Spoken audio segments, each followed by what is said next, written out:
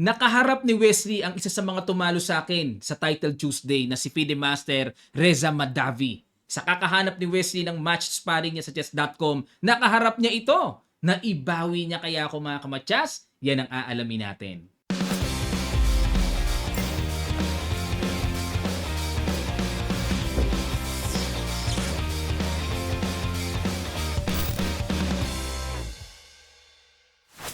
Hello po sa inyong lahat mga kamatsas. Hindi ko makakalimutan itong nakalaro ni Wesley na si Reza Madavi. Ganun talaga no? Kung sino yung tumalo sa atin, di natin malilimutan yun Lalo na natandaan natin na mabigat yung ginawang tirada.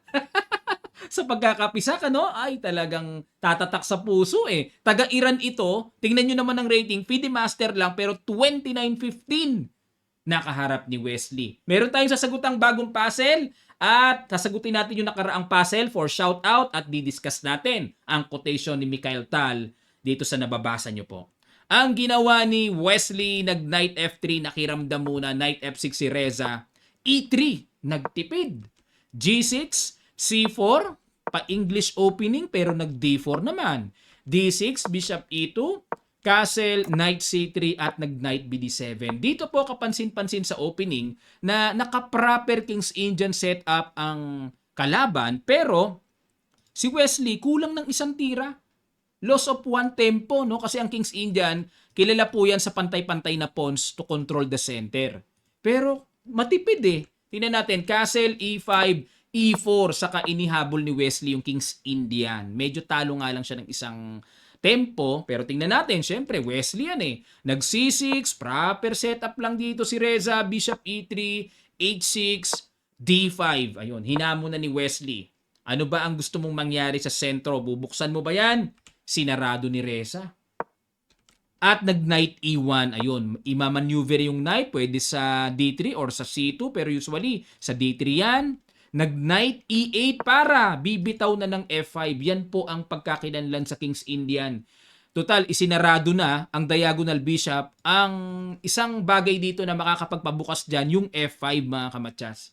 Yan ang makakapagbigay buhay dyan pero bagay na pinigilan ni Wesley sa tirang G4 at yan ang novelty.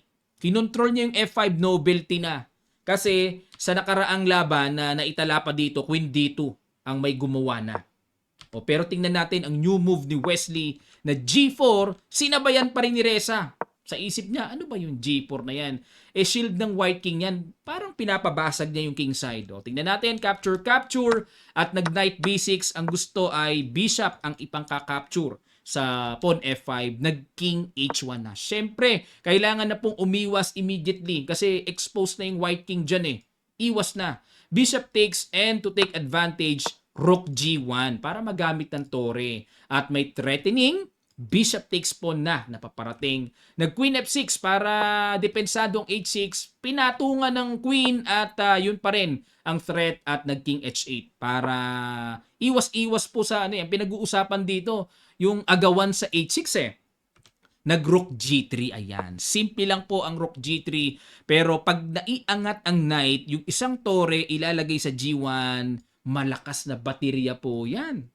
At nag-Rook G8, Knight G2, Knight C7, Rook G1, and Rook F8. Ayan, nakaporma na ang mga tore pero ganun din, nakaporma din ang mga tore ni Reza at nag-B3 para solid na yung pawn C4, nag-Rook F7, Bishop D3. Yan po ang idea ni Wesley dito mga kamatsas. Ang mapanatiling controlled niya ang E4 square at hindi basta-basta mabuksan ang diagonal King's Indian fianchetto.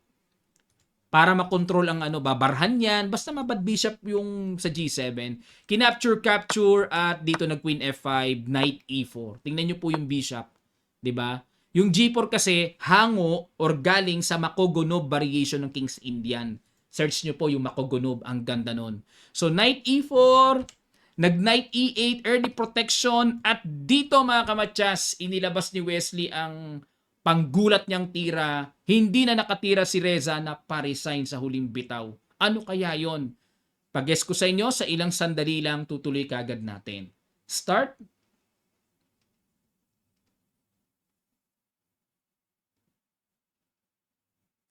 Maraming salamat po mga kamatyas sa inyong mga effort. Knight H4, resign si Reza. Bakit? Kasi kung ang queen ay aatras sa H7, mayroong knight G6. Obligadong ibigay ang reyna, talo na rin. Ngayon, kung aatras naman sa D7, ito pa rin ang gagawin. Knight G6 check, King H7 at may malakas na bitaw, Knight G5 check, capture, obligado, Knight F8, dalawa ang chume-check. Kahit saan magpunta ang King. King H6, matchas sa H7, King H8, punta pa rin doon, matchas pa rin. Malupites. At ang score nila sa 5 laban, 4-1. Kala nyo talo si Wesley ha? 4-1. O, lamang si Wesley. Nakasilat lang ng isa si Reza. Okay, so congrats Wesley na ibawi mo ko ha. Sarap sa pakiramdam ha. Okay, at sagutan naman natin ngayon ang puzzle na iniwan natin sa bakbakan nila Wesley and Naroditsky nitong nakaraan.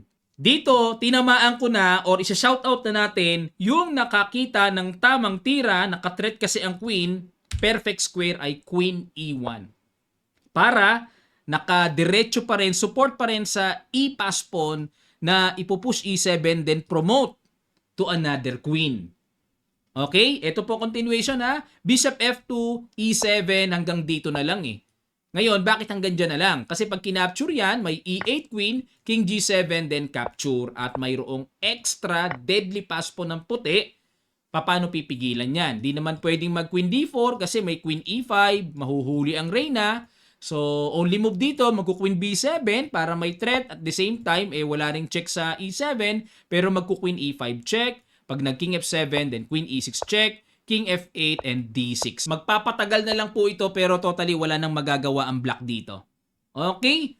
So, yan ang solution. Sa nakakita ng Queen E1, tinamaan ko na. Yan. Pero konti lang ang nakakita. At habang nag-shoutout tayo, ito naman ang new puzzle na sasagutan natin sa video na ito. Next time na isa-shoutout natin. Okay? Black to play. And hanapin nyo po yung pinakamatinding mabibitawan ng black dito na napakaganda. Okay, ito yung mga nag-effort at nakatamang sagot. Binabati natin sila Chris After, Dragon Kick, Munib Sally, Happy, and Ron Gent Alicante Gaviola. Sila lang po talaga yung nakatama no? So, bawi tayo next time sa video na ito mga kamatyas. At paliwanag ko lang ng kaunti itong quotation ni The Magician of Riga, Mikhail Tal. Ang sabi niya, there are two types of sacrifices. Correct ones and mine. Si Mikhail Tal ay nag-world champion sa pamamagitan ng kanyang matinding kakayahan sa pag-atake, mga sacrifices na malapasil talaga na laban, diyan nakilala yan. At sa palagay ko naman, may karapatan po siyang magsabi niyan kasi may napatunayan na Nag-world champion na nga dahil sa kakayahan niya So, kuminsan daw kasi yung correct ones, madaling sanggahin ng kalaban. Kumbaga, maa-anticipate din ng kalaban yung depensa. Mas gusto niya yung talagang silent na kapag ginawa niya, nakakabasag ng isip ng kalaban niya, nakakaubos ng oras ng kalaban niya, nakakasira ng loob. Yan ang mayroon si Tal. Kakaiba yung mga diskarte niyang pang-atake. Kaya sa panahon dati, pag dinala yung laro niya sa panahon ngayon, marami pong corrections ng computer engine sa laro niya. Yung ibang ang mga sacrifices niya, balagbag na talaga Kumbaga, pinapahinog sa kalburo lang pero hindi talaga natural na pagkahinog yung kanyang mga atake, mga kamatyas. Talagang sapilitan. Ang daming mali sa mga sacrifices niya, no? Pero hindi naman lahat. Yung iba tama naman. So, ibig sabihin lang, hindi siya gaano doon sa proper way of yung pagkakasequence sa mga step by step na pag-atake. Kung minsan meron siyang sariling estilo na kapag bumalagbag ng tira, nako talagang nakakayanig, nakakasira ng isip. Marunong siya magbasa ng nerve ng kalaban niya. Yan ang na-develop niya mga kamatyas at madedevelop nyo rin yon sa pamamagitan ng pagsali lagi sa tournaments, pag-iinsayo sa mga chess club, hanap kayo ng kakombat, pagbabasa ng libro, problem solving, puzzles. Ayan. So, nade-develop din yung ganyang estilo.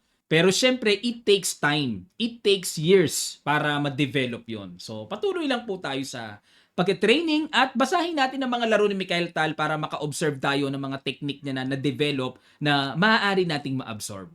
Okay, maraming salamat po mga kamatyas sa mga naghahanap po ng ating kamatyas merchandise. Punta lang kayo sa ating Shopee ang Kamatcha Sporting Goods Shop. Search nyo lang doon. Andun yung ating mga merchandise. Pili na po kayo. Papadala namin sa inyo door to door. Maraming salamat. Magkita-kita pa tayo sa mga susunod pang chess updates.